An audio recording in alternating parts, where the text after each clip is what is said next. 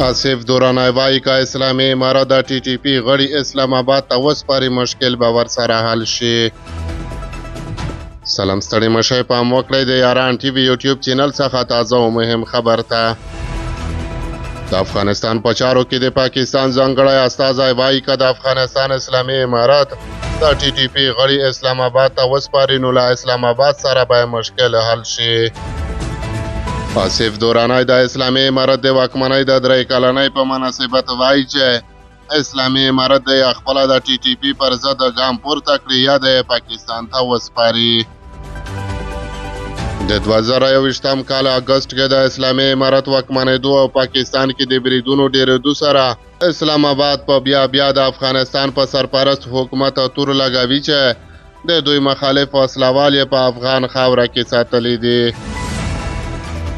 له آصف دورانی څخه انډیپنډنټ اردو ورځپاڼې پوښتنه کړې چې پاکستانی طالبانو ټول بریدونه له افغانستان پلانوي نو په ځواب کې نوموړي ویلي دي چې اسلام آباد کله هم دا نه دی ویلي چې طالبان ټول بریدونه له افغان خاورې پلانوي. په ورته مهال زیاتوي چې دوی له اسلامي امارت سره پر هغو بریدونو خبرې کوي چې پکې افغانان ښکیل دي یا هلته پاکستانی طالبان پټنځایونه لري.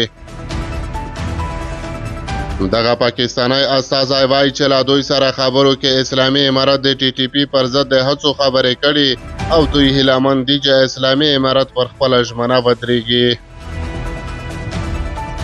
تر آصف دورانی مخکې د پاکستان د پوځ مشر هم د دغه هیواد د ازادۍ ورځې غونډه کې وویل چې د افغانستان سرپرست حکومت د ټي ټي پي پر ځای خپل خیرخوا ګاونډي غوره کړي.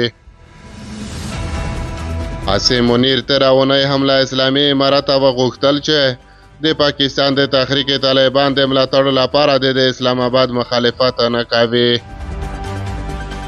خو د افغانستان اسلامي امارت په بیا دا تورونه ردوي چې په افغانستان کې پاکستانی طالبان شته او په مقابل کې وایي چې د دوی پر ضد پاکستان داعش وسلوال روزي او تحریک طالبان پاکستان د پاکستان کورنۍ ستونزه یادوي.